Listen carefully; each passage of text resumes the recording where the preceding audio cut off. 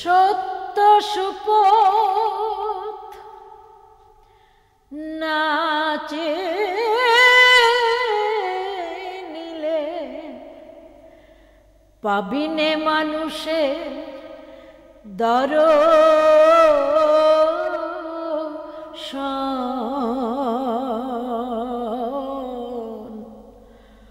ওরে আমার মন সত্য বল, সুপথে চল, ওরে আমার মন। লালন সাঁইজির গান আপনাকে আকৃষ্ট করেছিল কেন? না, আমাকে তো প্রথমে আকৃষ্ট করেনি, কেননা সঙ্গীতের যদি আভিধানিক বিষয়গুলো বা প্রক্রিয়াকরণগুলো যদি বলতে হয়, তাহলে আমাকে গুরু ধরে সারগাম প্র্যাকটিস করতে হয়েছে, ক্লাসিক্যাল চর্চা করতে হয়েছে, যেটা সঙ্গীতের ভিত তৈরি করতে হয়েছে। তারপরে আমি নজরুলের গান করতাম। এবং স্বাধীনতার পরে আমার গুরু মকসুদ আলী শাহীন, তিনি আমাকে অনুপ্রাণিত করেছেন। এবং আমি যখন আমাকে এসে বললেন, উনি আমাদের পরিবারের সাথে খুব সম্পৃক্ত ছিলেন, উনি যখন এসে বললেন যে মা তুই যদি একটু লালনের গান করতিস, একটু শিখতিস, তাহলে খুব ভালো হতো। আমরা দূর এসব ফকির ফাকরার গান কি মানুষ গায় নাকি? এই যে এখন নাদান না হলে এই কথাটা এত সহজে বলে ফেলেছিলাম। সে সময় আপনার বয়স? আমি স্বাধীনতার পরপরই তো, আমি তখন ম্যাট্রিক পাশ করেছি মাত্র। উনি একটু মনক্ষুণ্ণই হলেন যে মেয়েটি এইভাবে বলল। তারপরে আমার বাবা বলল যে আচ্ছা মা, গান শিখে রাখতে তো কোনো অসুবিধা নেই, তোমার ভালো লাগলে গেও, না লাগলে না গাবে, কিন্তু গান শিখে রাখতে কি কোনো অসুবিধা আছে? তো কথাটা আমার মানে আমার বাবা আদর করে যখন বলছেন, তো বললো কি যে তোর বেশি গান করতে হবে না, তুই একটা গান শেখ, তোর যদি ভালো লাগে তাহলে তুই আবার আবার শিখে করিস। যে বিষয়টা ঘটেছিল সেটা হচ্ছে যে একটা ঐশ্বরিক অনুরণন ঘটেছিল আমার ভেতরে। আমাকে কে যেন ইঙ্গিত করছে যে তুই সাঁইজির গান কর। এখন আমার মনে হয়েছে আমি কত নাদান ছিলাম যে আমি সাঁইজির গানকে অবজ্ঞা করে বলেছিলাম যে সব ফকির ফাকরার গান করব না। কিন্তু সাঁইজির গান করে আবার আস্তে আস্তে আত্মশুদ্ধির এতটুকু চিহ্ন ভেতরে সুযোগ পেয়েছি। লালন সাঁইজির গান করে আমি ক্ষমার দৃষ্টিটা বাড়িয়েছি। দু লাইন শুনবো। বাড়ির পাশে আরশিনগর। আমি একদিন না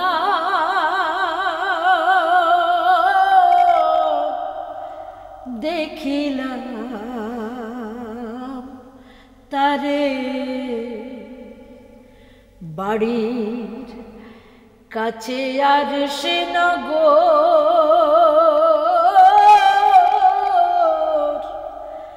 সেথা পড়শি বসত করে, এক ঘর পড়শি বসত করে।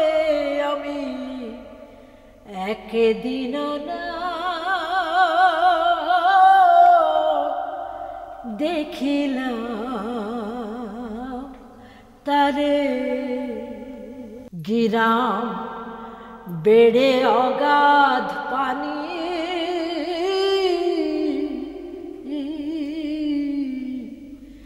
নাই কিনারা তাই তরুণী পারে।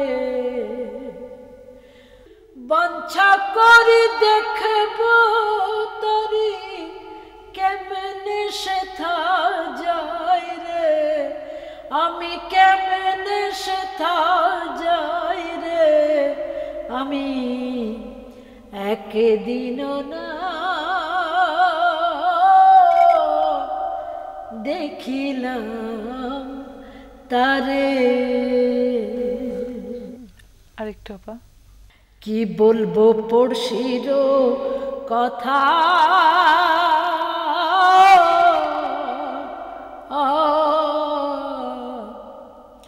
হস্ত পদ স্কন্ধ বন্ধ মাথা নাই রে, ক্ষণিক থাকে শূন্যের উপর, ক্ষণিকে ভাসে নীরে, ও সে ক্ষণিকে ভাসে নীরে।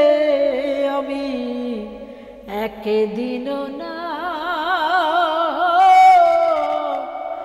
দেখিলাম তারে, পড়শি যদি আমায় ছুত,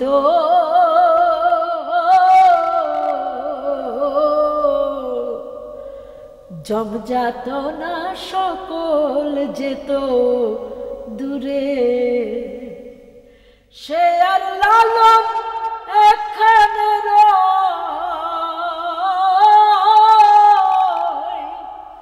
সে আর লালন এখানে রয়, লক্ষ যোজন ফাঁকরে, তবু লক্ষ যোজন ফাঁকরে। আমি একদিন না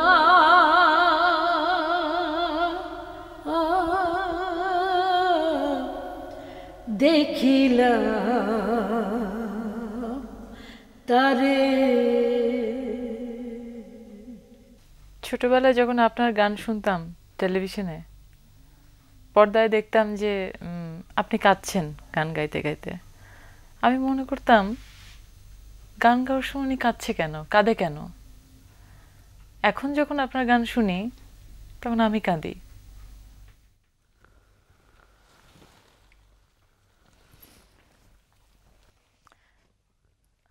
লালন সাঁইজিকে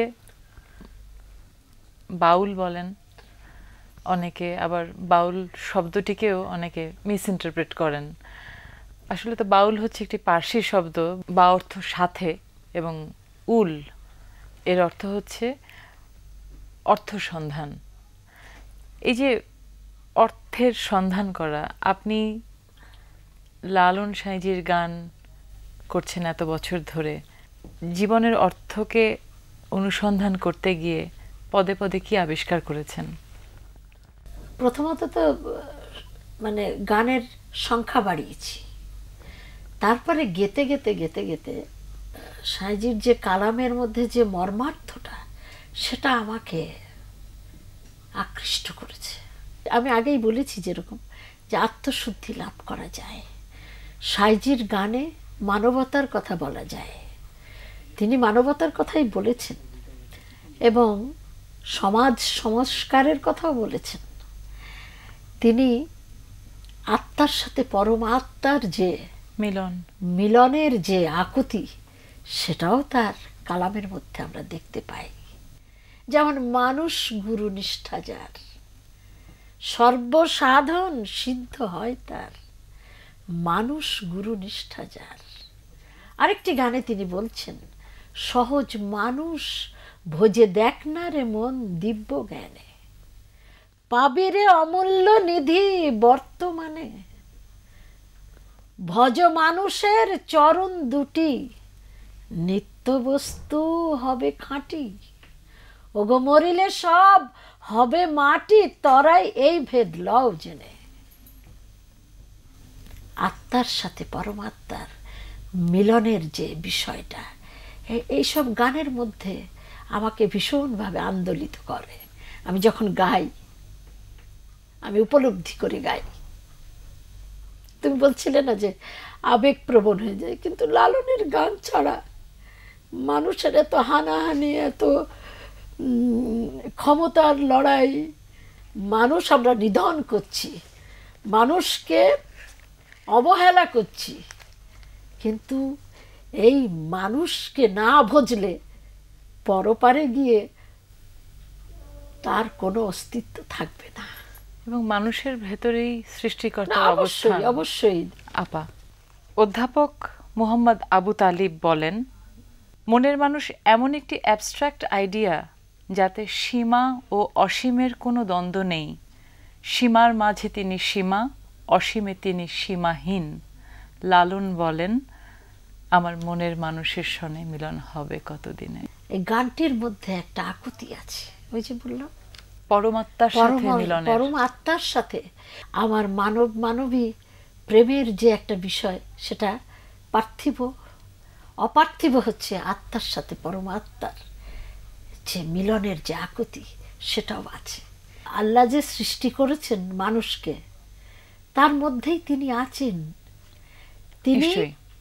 মানুষকে সৃষ্টি করেই তো তার অস্তিত্বকে তিনি মানুষের কাছে উপস্থাপন করেছে। যেমন একটা গানে আছে, আল্লাহ কে বোঝে তোমার অপার লীলে, তুমি আপনি আল্লাহ ডাকো আল্লাহ বলে। আল্লাহ কে বোঝে তোমার অপার লীলে, নূরে কারে তুমি নূরে ছিলে ডিম্ব অবতারি, তুমি সাকার সৃজন করলে ত্রিভুবন, সাকারে সৃজন করলে ত্রিভুবন, সে আকারে চমৎকার ভাব দেখালে। আল্লাহ কে বুঝে তোমার অপার লীলে। এবং আসলে তিনি আদমকে কেন সৃষ্টি করলেন, হাওয়াকে কেন সৃষ্টি করলেন? তার মানে তিনি এই মানুষের মধ্যেই থাকবেন বলেই তো তিনি মানব জন্ম দিয়েছেন। আপা আসলে তো পৃথিবীর বড় বড় যারা মানুষ জন্মেছেন, যারা পৃথিবী পরিবর্তন করেছেন বা পৃথিবীকে এগিয়ে নিয়েছেন মানুষের চিন্তাধারা মেধার পরিবর্তনের মাধ্যমে, যেমন আমি একটি কবিতা আমার খুব পছন্দ, স্যামুয়েল টেইলর কোলরিজের দি এনশিয়েন্ট মেরিনার। এই কবিতাটির মাধ্যমে তিনি বলেছেন যে সৃষ্টিকর্তাকে যদি তুমি ভালোবাসতে চাও, তাহলে তুমি অতি ক্ষুদ্র জীবকেও ভালোবাসো। হ্যাঁ, নিশ্চয়ই নিশ্চয়ই। যেটা এই জিনিসটা কিন্তু বৌদ্ধ ধর্মের মধ্যেও কিন্তু একই পরিষ্কার ভাবে আছে। বিভিন্ন সাধক পুরুষ বা সাহিত্যিক বিভিন্ন সময় লিখে গেছেন, কেউ কিন্তু কারো কাছ থেকে নেননি এই কথাটি। সুফি সাহিত্যবিদ নিকলসন তিনি বলেছেন, similarity of two doctrines does not prove that one is derived from the other. Both may be independent growths and results of a light cause. যার যার জায়গা থেকে বিভিন্ন সময় উপলব্ধির মাধ্যমে তারা কিন্তু একই কথা বলে গেছেন। একটু উদাহরণ দিই। একটা লক্ষ্য আছে, তাই তো? সবারই একটা লক্ষ্য আছে। ওই আত্মার সাথে পরমাত্মার যে মিলনের যে লক্ষ্যটা, সেটা উপর থেকেও আসতে পারে, ওই বৃত্তের কাছে, এখান পাশ থেকেও আসতে পারে, নিচ থেকেও যেতে পারে, কিন্তু এক একজনের প্রকাশ ভঙ্গিটা আলাদা। আজ যারা গান করছে লালনের গান, তারা কতটুকু ধারণ করে আছে বলে আপনি মনে করেন? একটু কটাক্ষ সুরেই বলতে হয়। কটাক্ষ সুরও আছে, আবার বেদনা আছে যে এইসব বাচ্চাদের গলা ভালো, কণ্ঠটা ভালো গানের জন্য, কিন্তু সঠিক গুরু ধরে তারা শেখে নাই। তারা সিডি শুনে, এখন আধুনিক প্রযুক্তির যুগে এই সিডি শুনছে, কি করছে নিজের মতন করে, এবং গানের বাণীও চেঞ্জ করে ফেলতেছে। যেমন বলছে গুরু বস্তু, গুরু কি কখনো বস্তু হয়? হ্যাঁ, তো এরা সঠিক গুরুও ধরবে না, গানগুলো বাণীগুলো নষ্ট করে দেয়। যেমন খাঁচার ভিতর অচিন পাখি, যেটা বললাম না, আটকুটুরি নয় পাখি আমার বলে কোন বনে লুকায়। আরে এখানে একেবারে বিশুদ্ধ বনে লুকায়। হ্যাঁ, এটা হচ্ছে বিশুদ্ধভাবে একটি দেহতত্ত্বের গান। মূল কথাটি কি আছে? মূল কথা, আটকুটুরি নয় দরজাটা, মধ্যে মধ্যে ঝরকা কাটা, তার উপরে সদর কোঠা, আয়না মহলতায়, কমনে আসে যায় খাঁচার ভিতর অচিন পাখি, কমনে আসে যায়, কপালের ফের নইলে কি আর পাখিটিরে মন ব্যবহার। খাঁচা ভেঙে পাখি আমার, খাঁচা ভেঙে পাখি আমার, কোনখানে পালাই কমনে আসে যায়।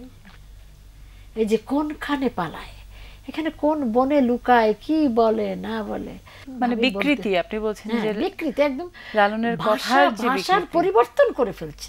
সাইজি একটা গানে বলছেন, দেখ না মন ঝাঁক মারি এই দুনিয়াদারি, পরিয়ে কপনি ধ্বজ,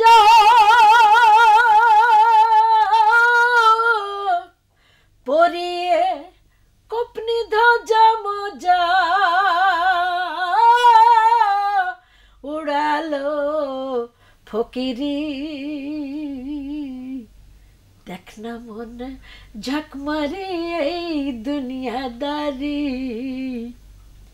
কিছু কিছু ক্ষেত্রে লালন সাঁইজি তার গানের উচ্চারণে আঞ্চলিকতা এনেছেন, যেমন বসিয়ে পড়িয়ে এই এই কমনে আসে যায়, কমনে আসে যায়, এই কথাগুলো কিন্তু আঞ্চলিক। হ্যাঁ, তো আমাদের এখানে সাঁইজির নামে ওই কোপনি ধ্বজা মজা উড়ালো ফকিরি, ফকিরি নাম করে মজা উড়াচ্ছে না, এটা হচ্ছে ভাববাদী গান। এই ভাবে ভাব মেলাতে হবে, এই ভাবে নিজেকে অবগাহন করতে হবে। অনেক বিষয় মাস্টারি হওয়া যায় না, সাধনা হয় না। হ্যাঁ, একটি বিষয় মাস্টারি হওয়া যায়, অনেক বিষয় হলে হয় না, তখন টানা নানা। ওই যে সত্য কাজে কেউ নয় রাজি, সত্য কাজে কেউ নয় রাজি, সবই দেখি টানা নানা, যদ গেল বলে কি আজব কারখানা, যদ গেল বলে আসবার কালে কি জাত ছিলে, এসে তুমি কি জাত নিলে, কি জাত হবা যাবার কালে, সে কথা ভেবে বলো না। আপা, লালন তো জন্মেছিলেন 1770-এর পরে, 72 বা 74-এ, 72 বলেন, কেউ 74 বলেন, সেই সময়। সুতরাং প্রায় 200 বছরের অধিক সময় ধরে বা 250 বছর ধরে তার গান কিন্তু গেয়ে আসছেন তার শিষ্যরা বা সাধকরা, পরম্পরায় চলে আসছে, বা সঙ্গীত শিল্পীরা। অথচ বা আমরা যদি তারপরে রবীন্দ্রনাথের কথাই বলি বা নজরুলের কথা বলি, সমস্ত মহান ব্যক্তিরা কিন্তু বলে গেছেন মানবের উত্তরণের কথা এবং তাদের মুক্তির কথা। অথচ তারপরও আজকের এই সমাজে কিন্তু আমরা দেখছি যে এই ধরনের কথাগুলোকে আমরা আসলে খুব একটা গুরুত্ব দেইনি। এটা প্রমাণিত, যত ধর্ম আছে পৃথিবীতে সব ধর্মেই ভালোর জন্যই সত্যের কথাই বলতে বলা হচ্ছে। অনিষ্ট করো না, মানুষকে ভালোবাসো, এতিমদের ভালোবাসো, সব কথা কিন্তু সব ধর্মের মধ্যে জিস কথাটা আছেই। এটাই যে যেটা শুদ্ধ জীবন যাপন করো, যেটা চিরন্তন সত্য, সেটা কিন্তু সব ধর্মের মধ্যেই আছে। এই যে অস্থিরতা, ধর্মে ধর্মে অস্থিরতা, যার যার ধর্ম সে পালন করবে। ধর্মের নিয়ে যে কটাক্ষ করা, যে ধর্ম নিয়ে যে বিচলিত করা, ধর্ম নিয়ে যে মানুষকে অস্থির বানানো, সেটা কি বলছে? এই যে পাপ পুণ্যের কথায় আমি কারে বা শুধাই, এক দেশে যা পাপ গণ্য অন্য দেশে পুণ্য তাই। লালন শাহ জন্মেছিলেন ঝিনাইদার পাশে হরিশপুর গ্রামে, মানে জনশ্রুতিতে আছে। আচ্ছা, তাই। কিন্তু তুমি লালন সাঁইজির ধামে কখনো গেছো কিনা আমি জানি না। জি, আমি ইয়েতে গেছি, আখড়ায়, যেটা লালনের মাজার, যেখানে সেখানে গিয়েছি। তার ওই গেটে লেখা আছে লালন সাইজির পরিচয় অজ্ঞাত। সেই জন্য ওই যে এগুলো ওই তর্কে যাচ্ছি না, আমি যেটা বলতে চাচ্ছি তিনি যেখানে জন্মেছিলেন যে গ্রামে, সেখানে তাকে নিগৃহীত হতে হয়েছে এবং সমাজচ্যুত হতে হয়েছে। সেটা চৌড়িয়াতেও অনেকবার জমিদারদের ছুটে এসেছেন তাকে উৎখাত করার জন্য, তাকে নিগৃহীত হতে হয়েছে, বিভিন্ন ধর্মের লোকজনই ছুটে এসেছিলেন।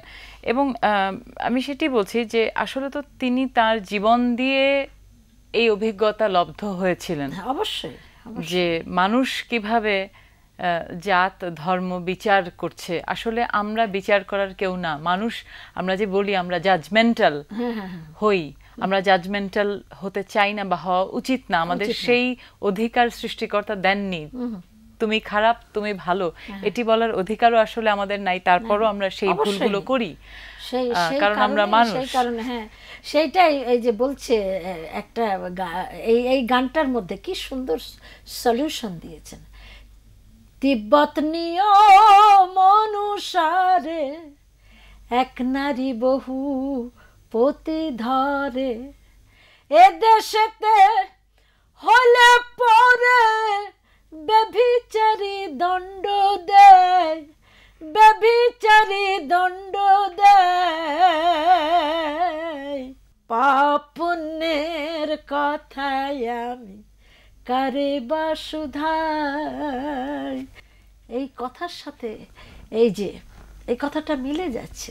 এবং আপা তিনি যখন ছেউড়িয়ায় আসলেন, সেখানে মলম কারিকর তিনি তাকে নিয়ে এসে তার এই প্রতিভায়, তার এই আধ্যাত্ম সাধনায় মুগ্ধ হয়ে তিনি তাকে জায়গা দিলেন আখড়া তৈরি করার জন্য। হ্যাঁ, তিনি এবং তার পত্নী। একটি শেষ কথা বলে শেষ করতে চাই। তিনি বলেছেন, সুখ পেলে হও সুখে ভোলা, ও মন দুঃখ পেলে হও দুঃখে উতলা। মানে আমরা এই যে আমাদের হুইমজিক্যালি আমরা অনেক কিছু করি, একটুতেই অস্থির হয়ে যাই, সেটা সুখ দুঃখ যাই হোক, এই যে সংযমের শিক্ষা, এই ভাবটা যদি আমি বলি যে সমস্ত ধর্মের মতো ঘুরে ফিরে কিন্তু সেই একটা কথাই আসে, আত্মশুদ্ধি লাভ করলে, ক্ষমার দৃষ্টি বাড়ালে, আত্মার সাথে পরমাত্মার যে দর্শনের যে আকুতি, এগুলো যদি থাকে তাহলে তো এই হানাহানি, এই রাহাজানি বা মানুষের প্রতি অবিচার, মানুষ নিধন করা, এগুলো আসবে না। তখন ক্ষমার দৃষ্টি যার মধ্যে আছে সে তো ক্ষমা করে দেবে। আপা আপনাকে অশেষ কৃতজ্ঞতা, আপনি আমাদের সাথে। খুব ভালো লাগলো। সাঁইজির কথা বললে আমি একটু আবেগ আপ্লুত হই, এবং এই অনুষ্ঠানটি করবার জন্য যাদের ভালোবাসা আছে সকলের প্রতি আমার পক্ষ থেকে কৃতজ্ঞতা। আপা আপনি আমাদের অনেক বড় আশীর্বাদ দিয়ে গেলেন, আমাদের পথ চলায় নিশ্চয়ই এটি সঙ্গী হয়ে থাকবে। আপনাকে অশেষ কৃতজ্ঞতা। সুধী দর্শক, আজ আমরা জানব জালালউদ্দিন রুমি সম্পর্কে। 1207 সালে বর্তমান আফগানিস্তানে এই মহান দার্শনিক জন্মগ্রহণ করেন। অনেক ইতিহাসবিদগণের মতে ইসলামের প্রথম খলিফা হযরত আবু বকর রাদিয়াল্লাহু আনহুর বংশধর জালালউদ্দিন রুমি খুব অল্প বয়সে পরিবারের সাথে স্থানান্তরিত হয়ে বর্তমান তুরস্কে বসবাস করতে শুরু করেন। সুফিজমের অন্যতম পথিকৃৎ জালালউদ্দিন রুমি একাধারে কবি, গবেষক, শিক্ষক ও সমাজ সংস্কারক হিসেবে ইতিহাসে অমর হয়ে আছেন। সেই ধারাবাহিকতায় ইউনেস্কো তার জন্মের 800 বছর উদযাপন করে এবং বর্তমান সময়ের গবেষকদের অনুপ্রাণিত করার জন্য জালালউদ্দিন রুমির নামে সম্মাননা প্রবর্তন করে। তুরস্কে অবস্থিত মাওলানা জালালউদ্দিন রুমির সমাধিস্থলটি তাই তো পৃথিবীর বিভিন্ন প্রান্ত থেকে আসা মানুষদের কাছে তীর্থস্থান রূপে বিবেচিত। আপনারা ভালো থাকবেন। শুভরাত্রি।